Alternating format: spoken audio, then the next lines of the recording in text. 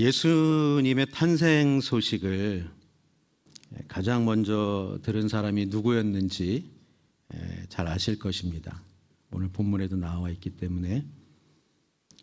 그래서 8, 9절을 보면 사실 그 당시에 왕도 아니고 또 그 유대 땅의 제사장들도 아니고 밤에 들판에서 양을 지키던 목자들이었죠. 그 당시 목자들은 우리가 생각하는 지금 목축업을 하는 그런 사람들이 아닙니다. 사회적으로는 가장 낮은 사람들이었고 종교적으로도 깨끗하지 못한 그런 사람으로 여겨졌습니다.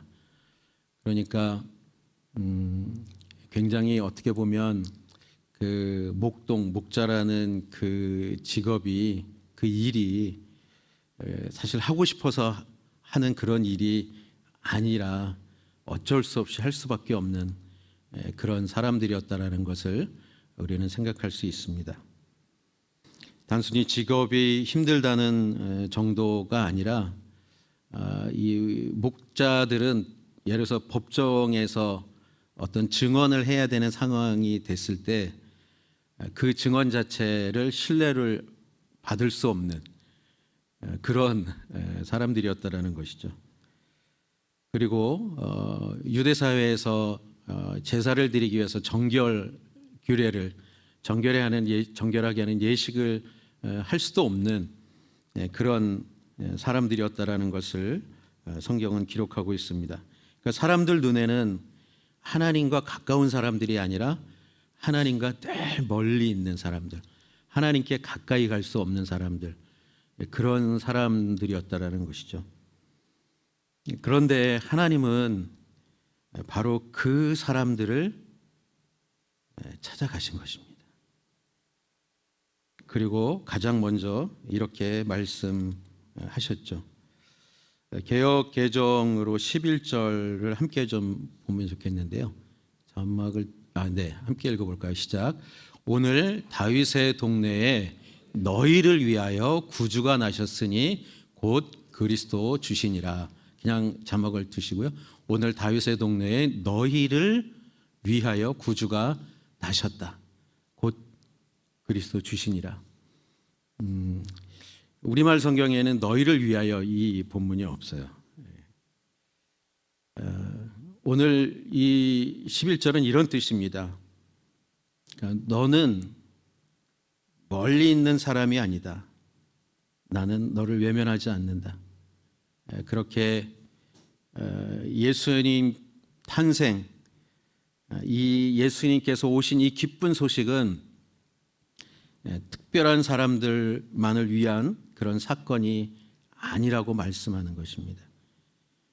평범한 사람, 어쩌면 삶에 지친 사람, 또 그 사회에 함께 살아갈 수 없는 약한 사람들,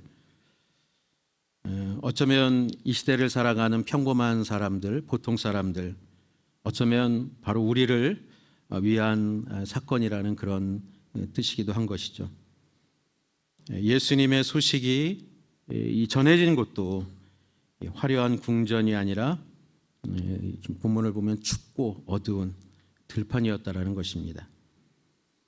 아무도 알아주지 않는 자리, 어쩌면 혼자 버텨야 했던 그 자리였습니다. 혹시 여러분도 그런 자리가 있지 않으셨는지 모르겠습니다. 대부분 보니까 이렇게 한 4학년 이상은 다 되신 것 같아요. 네. 그래서 이제 자녀들 문제로 마음이 무너질 때가 있죠. 그렇게 이제 부모의 마음을 힘들게 하다가 이제 잘 사는 자녀들도 있지만, 그리고 다 우리 여성들만 계시지만 또 결혼하신 분들 가운데는 이 남편 배우자의 관계가 힘들고 버거울 때,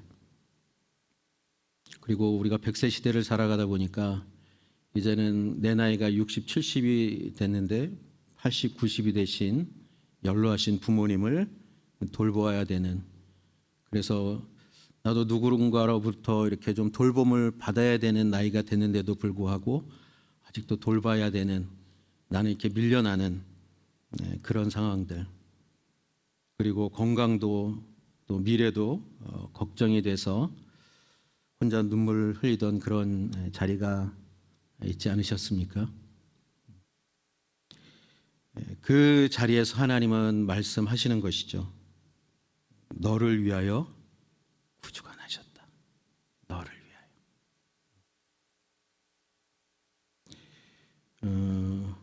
어느 어머니가 냉장고에 이렇게 메모지를 붙여 두었다고 합니다. 아들, 지치면 잠깐 쉬어도 돼. 엄마는 항상 네 편이야. 그 메모를 읽은 그 아들이 얼마나 큰 위로를 받았겠습니까? 나는 혼자가 아니구나. 엄마가 있구나. 그 마음이 들었기 때문에 위로를 받았던 것이죠. 우리가 해마다 성탄절을 맞이합니다. 이 성탄의 복음도 동일합니다. 너희를 위하여 구주가 나셨다. 너를 위하여 구주가 나셨다. 예수님이 우리에게 이렇게 말씀하시는 것과 같습니다. 너는 혼자가 아니다. 내가 너를 위해 왔다. 그래서 성탄은 그런 의미에서 또 빛의 계절이 아닌가 생각을 해봅니다. 우리 로비에도 예쁜 트리를 해놨잖아요. 근데 트리를 하고 전구를 해놨는데 밤에만 이렇게 이제 불을 잠깐 켜놨다가 전기세 때문에 이제 끄는 거예요. 이제 낮에는 더더욱 밝으니까. 근데 이제 목사님하고 낮에도 그냥 계속 켜놨으면 좋겠다고 밤에도 그냥 끄지 말고. 사실 어둠이 짙을수록 빛이 더 선명해지지 않습니까? 우리 마음이 어두울수록 빛이신 예수님이 더 가까이 오십니다. 저는 그래서 이 시간 이 자리에 있는 우리 성도님들이 이렇게 고백해 보기를 권면합니다. 예수님, 제 삶의 자리로 오신 것을 제가 믿습니다. 제 어두운 마음에 성탄의 빛을 비춰주십시오.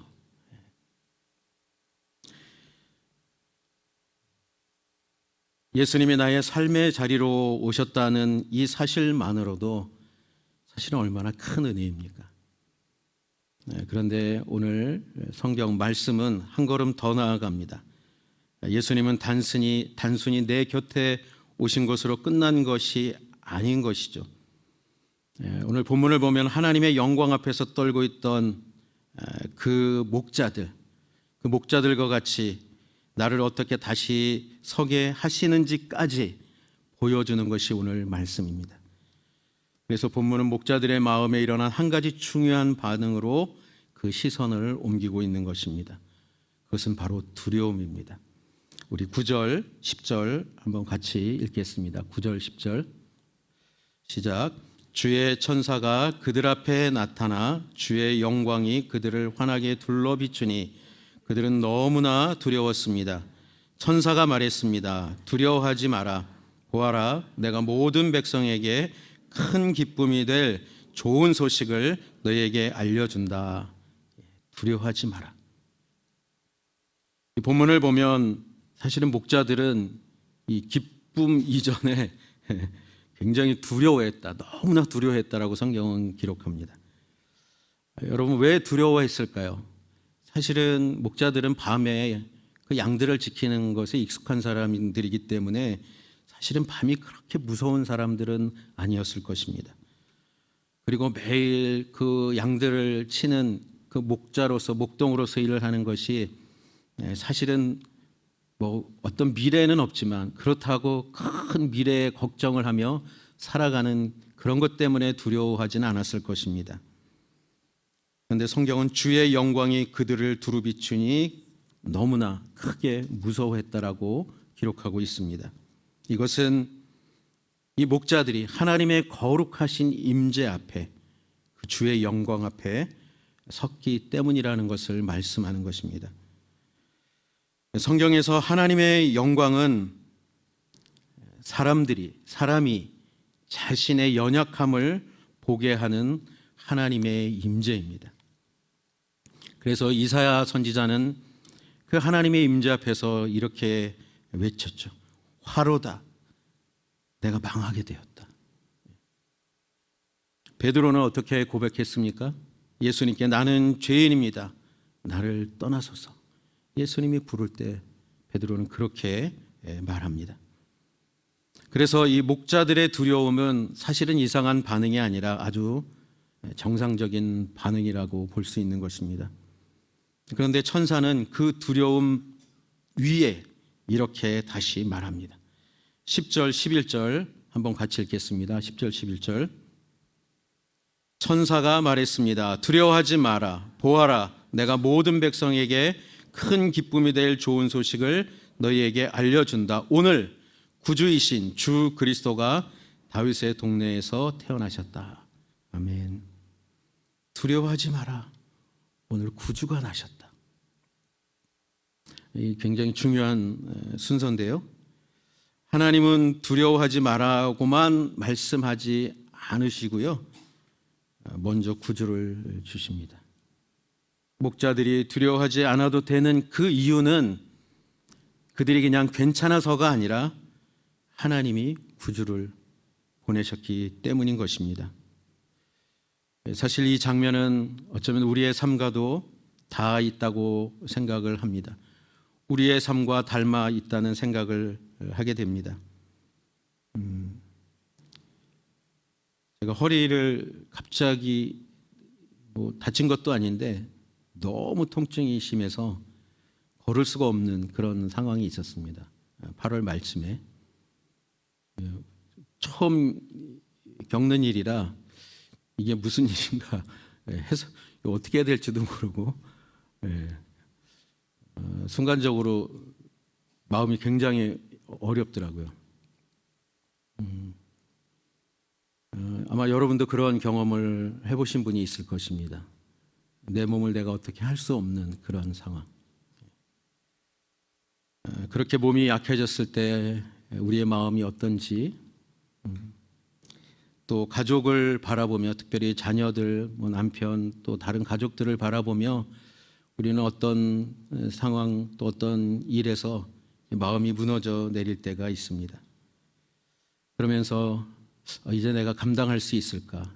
제가 아까 말씀드린 대로 제가 걷지를 못하게 될 때, 이렇게 걷지 못하면 어떻게 되는 거지? 그런 생각이 밀려오더라고요. 그러면 어떻게 살아가야 되나? 계속 사역 목회는 할 수 있을까? 이런 생각도 들더라고요.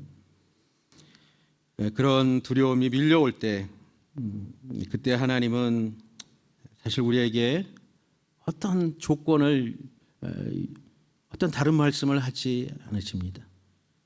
그러니까 평소에 잘하지. 다른 사람에게 잘하는 말 아닙니까? 평소 때 잘하지. 운동 좀 하지. 관리 좀 하지. 하나님께서 그렇게 말씀하시지 않으신다는 것이죠. 또한 우리는 어떤 힘든 상황이 될 때 누군가 더 잘해야 돼, 더 노력해야 돼, 더 열심히 해야 돼. 사실 이런 얘기를 들으면 그래야지 그런 마음보다는 사실 더 마음이 힘들어지죠. 주님은 우리에게 우리가 힘들고 마음이 무너질 때 그렇게 하지 않으세요. 대신 말씀하십니다. 너를 위하여 구주가 나셨다. 이 말씀은 이런 뜻입니다. 이제 너의 인생을 너 혼자 붙들지 않아도 된다.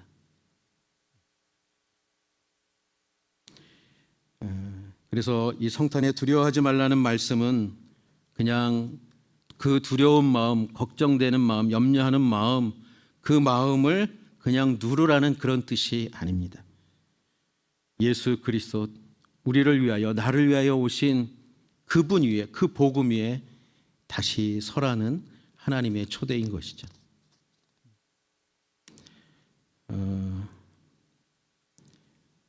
얼마나 큰 위로 또 격려 또 하나님의 사랑의 은혜의 그 말씀인지 모르겠습니다. 내가 너를 위하여 왔다.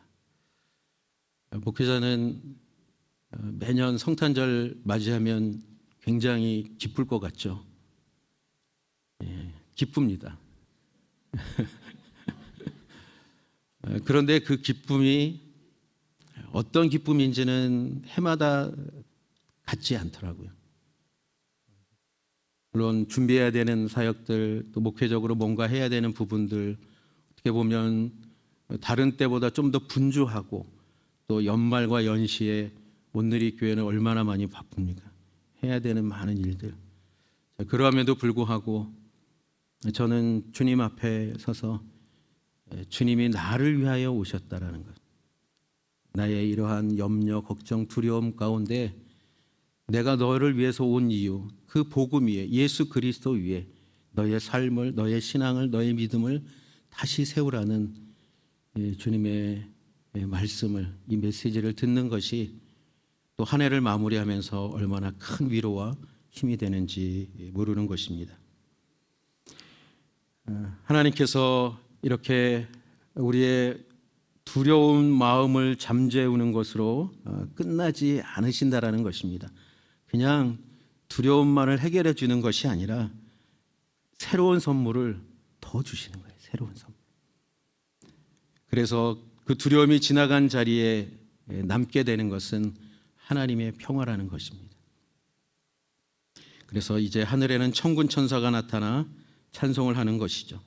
두려움이 복음으로 바뀐 그 자리 위에 하나님은 우리 삶의 평화를 선물로 주시는 것입니다.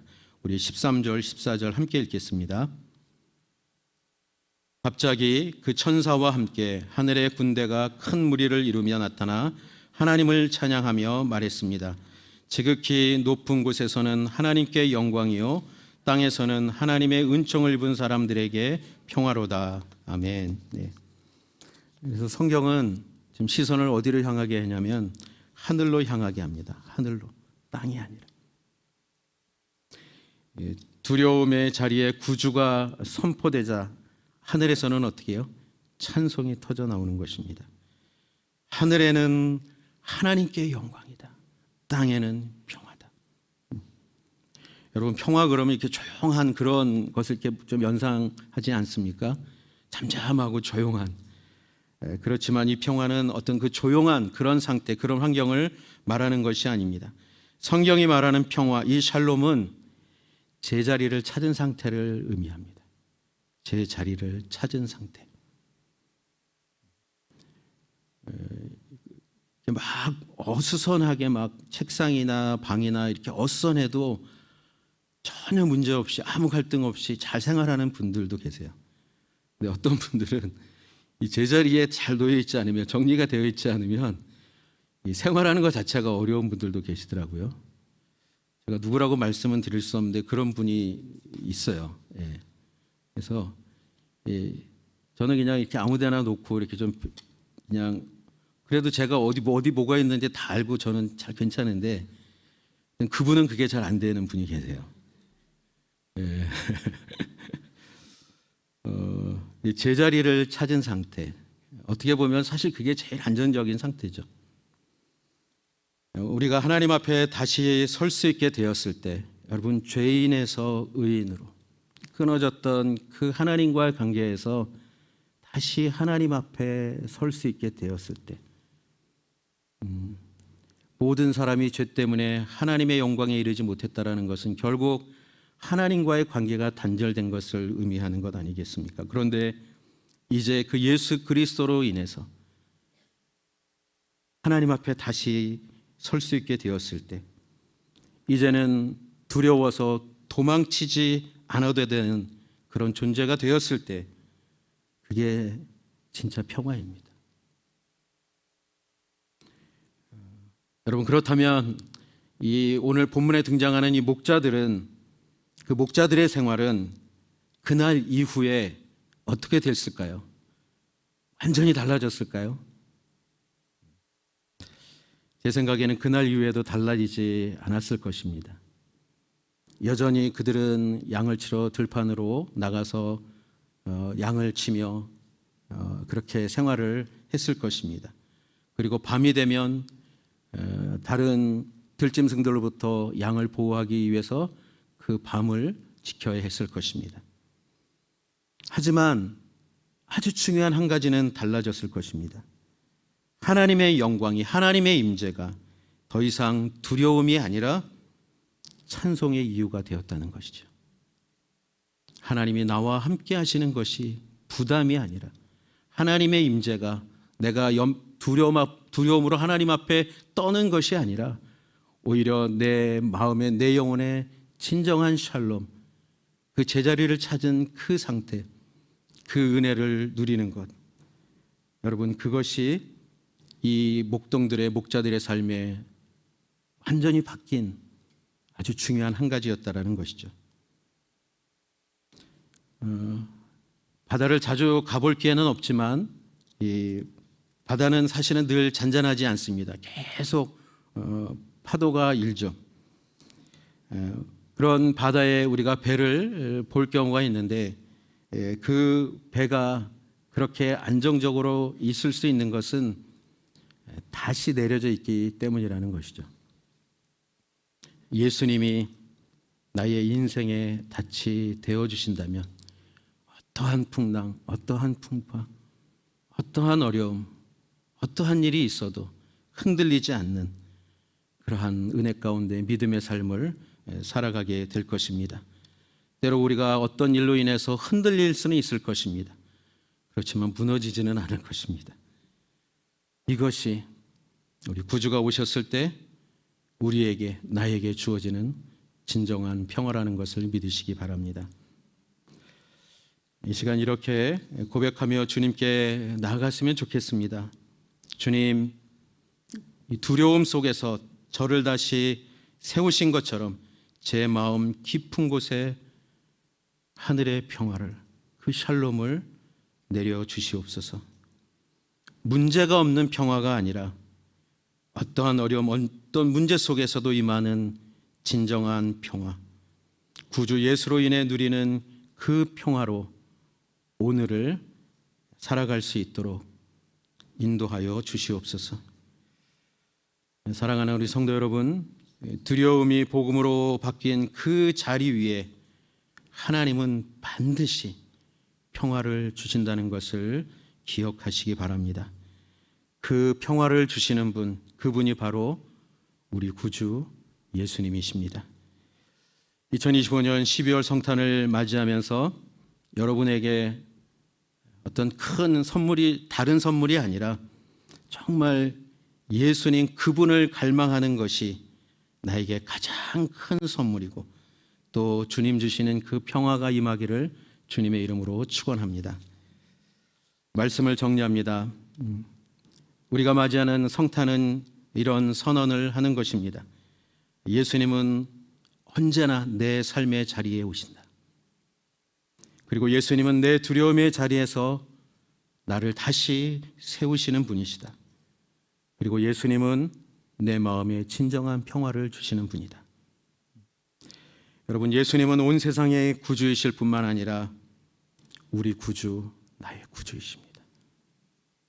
오늘 이 예배가 우리의 마음이 다시 예수님께로 그 방향을 돌리는 그러한 복된 시간이 되시기를 주님의 이름으로 축원합니다. 이 시간 함께 찬양하겠습니다.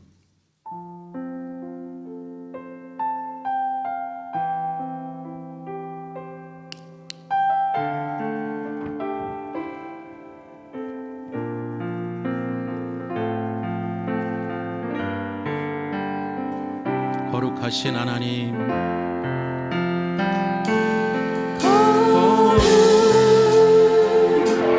거룩하신 하나님, 주께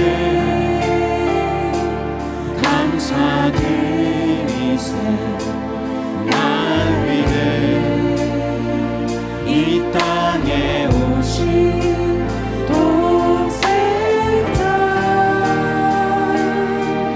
예수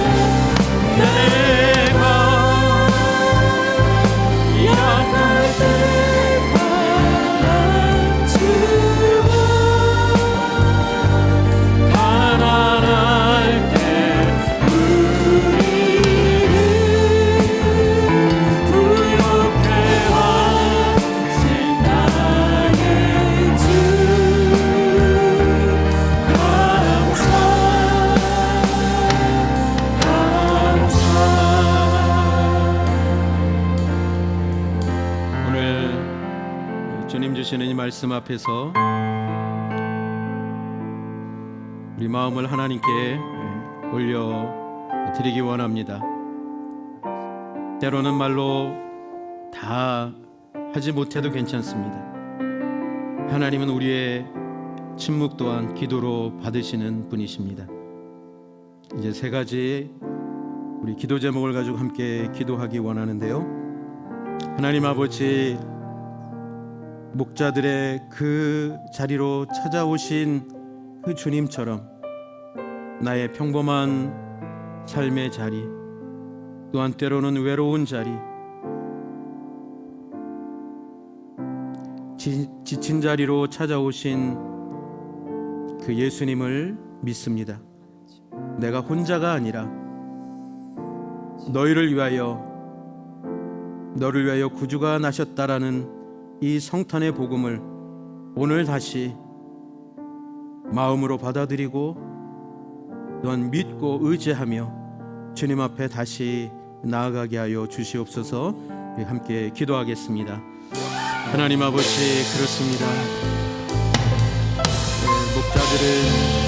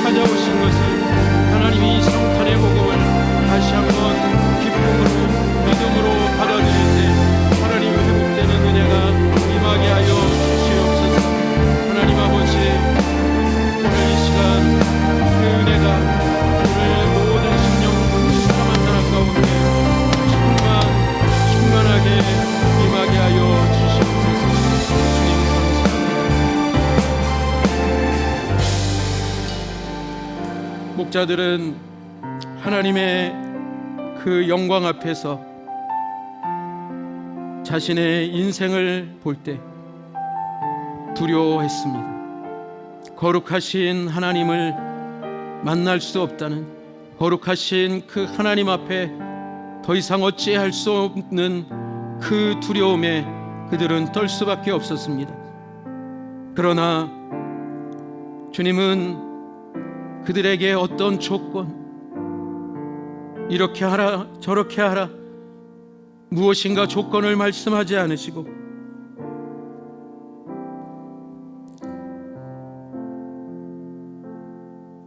그들이 구주를 바라볼 수 있도록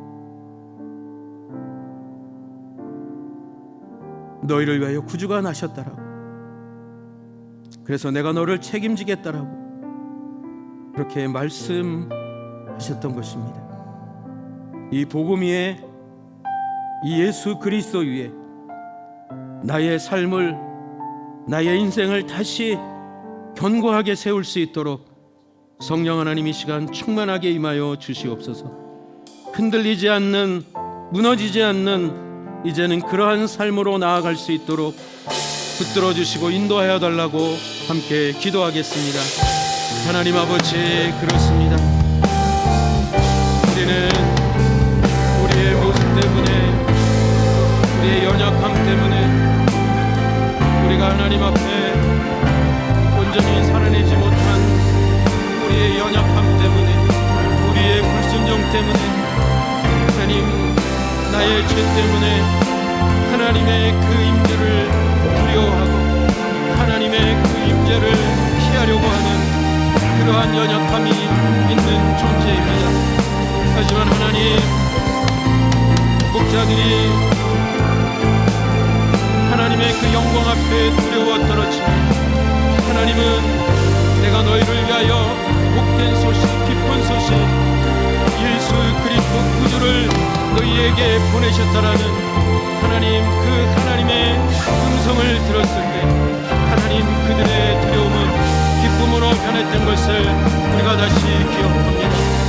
하나님, 나의 삶의 자리에도 하나님 무너졌던 그 자리, 하나님 가족들의 상황으로 인하여, 하나님 때로는 자녀들로 인하여, 하나님 남편으로 인하여, 경제적인 상황으로 인하여, 하나님 건강으로 인하여, 하나님 미래에 대한 두려움 때문에 하나님 때로는 나의 마음이 무너지고 하나님 앞에 그렇게 나아가야 함에도 불구하고, 하나님의 임재를 더 구해함에도 불구하고 그 하나님 앞에 나아가지 못했던, 오히려 그 무거운 마음, 하나님 지친 마음, 하나님 두려운 마음으로 머물러 있던 그 자리로 주님이 찾아오신 그 은혜를 이 시간 감사하며 주님 앞에 나아갑니다. 주님이 찾아오셔서 내가 너를 붙들어 주노라, 내가 너를 책임지겠다, 이제 너의 인생을 내 손으로, 너의 손으로 붙들고 가려고 하는 그것을 더 이상 하지 않아도 된다라고 말씀하시는 그 주님의 따뜻한 음성을, 그 주님의 위로를, 그 주님의 사랑을 오늘 다시 하나님 온 마음으로 받아들이고 온 영혼으로 받아들이는 오늘 이 시간이 되게 하여 주시옵소서. 주님, 하나님 나의 인생의 진정한 주인은 하나님, 나를 오직 생명의 길로, 구원의 길로, 하나님 소망의 길로 걸어갈 수 있도록 그렇게 하실 수 있는 분은 나를 위하여 이 땅에 오신 주님, 나를 죄에서 하나님 죽음에서 생명으로 옮기신 주님밖에 없음을 오늘 다시 믿음으로 고백하며, 하나님 그 반석 같은 주님 위에, 그 복음 위에 다시 나의 인생을 세우는 오늘 이 시간이 되게 하여 주시옵소서. 예수 그리스도 위에 온전히 다시 서는 오늘 이 시간이 되게 하여 주시옵소서. 하나님, 다른 것을 의지하고 붙들려고 했던 하나님, 나의 의지와 나의 열심과 노력으로 나의 인생을 만들어 가려고 했던 하나님, 그래서 그러면 그럴수록 하나님 더 지치고 상했던 무너졌던 나의 마음, 내가 무엇인가를 바꾸려고 그렇게 쓰고 노력했을 때 오히려 나의 마음은 더 상하고 지쳤던, 그래서 눈물로 주님 앞에 하나님 부르짖을 수밖에 없었던 그 자리, 그 시간이 이제는 예수 그리스도로 인하여 하나님, 내가 너의 인생을, 너의 삶을, 너의 발걸음을 내가 온전히 거룩하게 하며 내가 붙들어 주겠다, 내가 책임지겠다라는 그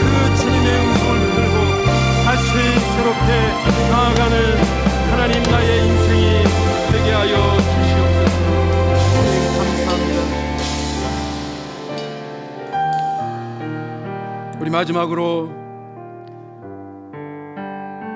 구주 예수 그리스도로 인해 하늘에는 하나님께 영광이, 이 땅에는 평화가 선포되었음을 믿습니다. 주님, 나의 삶의 문제들이 해결되지 않아도, 여전히 파도가 치는 인생일지라도 하나님이 나를 기뻐하시는 그 사실 위에 참된 평화를 누리게 하여 주시옵소서. 이 참된 평화로 오늘도 그리고 남은 인생도 진정한 평화의 삶을 살아갈 수 있도록 성령 하나님 붙들어 주시고 인도하여 주시옵소서. 우리 다시 한번 이 간절한 마음으로, 갈망함으로 마지막으로 함께 기도하겠습니다. 하나님 아버지, 그렇습니다. 주님이 나의 삶의 자리에 찾아오셨을 때 두려움이 염려가 떠나갔을 뿐만 아니라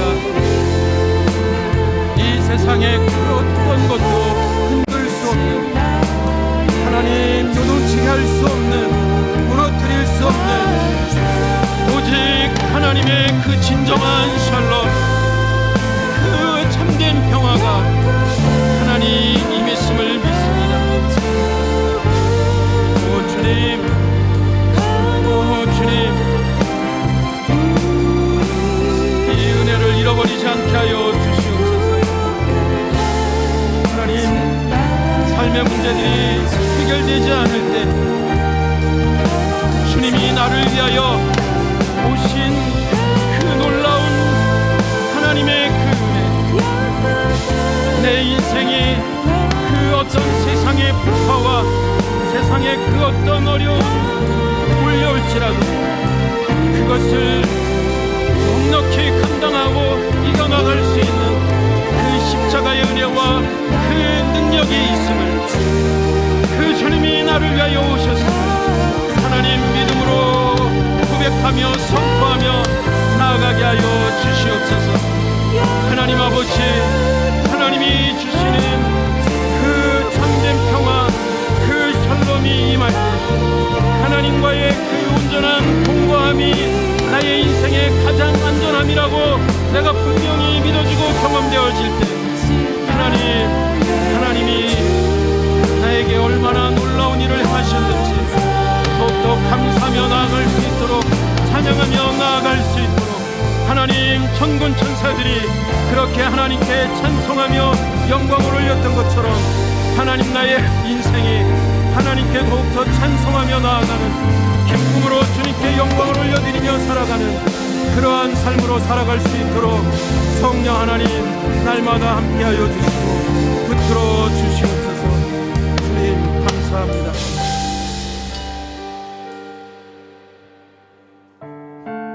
사랑하는 주님, 구주 예수 그리스도가 이 세상의 죄인들을 위하여, 나를 위하여 오신 이 성탄의 기쁜 소식을 우리가 다시 한번 믿음으로 기뻐하며 그 주님을 내 마음의 보좌에 온전히 모시기를 원합니다. 나의 삶의 자리에 찾아오신 예수님, 나의 마음을, 나의 영혼을 만지시며 내가 너를 위하여 왔다라고 말씀하시는 그 예수님의 음성, 그래서 이제는 그 어떤 두려움도 다 걷어내시고 진정한 평화를 주시는 그 예수님, 그 주님을 더욱 붙들게 하여 주시옵소서. 내 인생을 내가 지키는 것이 아니라 주님이 지키시는 인생으로 살아가게 하여 주시옵소서. 올해 남은 연말의 모든 순간마다 예수님의 위로와 평화가 넘치게 하여 주시옵소서. 우리의 가정, 우리의 가족들 한 사람 한 사람에게, 그리고 우리 교회 위에, 이 대한민국 위에 평화의 왕으로 오신 그 예수님의 은혜가 충만하게 임하게 하여 주시옵소서. 이제는 우리를 구원하신 예수 그리스도의 은혜와 하나님의 변함없는 크신 사랑과 성령님의 내주인도 교통하심의 은혜가 평화의 왕으로 오신 예수님과 연합하여 진정한 샬롬으로 살아가기를 의탁하는 성도들 한 영혼 위에, 대한민국과 저 북녘 땅 위에 선교사님들과 환우들 가운데 날마다 영원토록 함께 하시기를 간절히 축원하옵나이다. 아멘.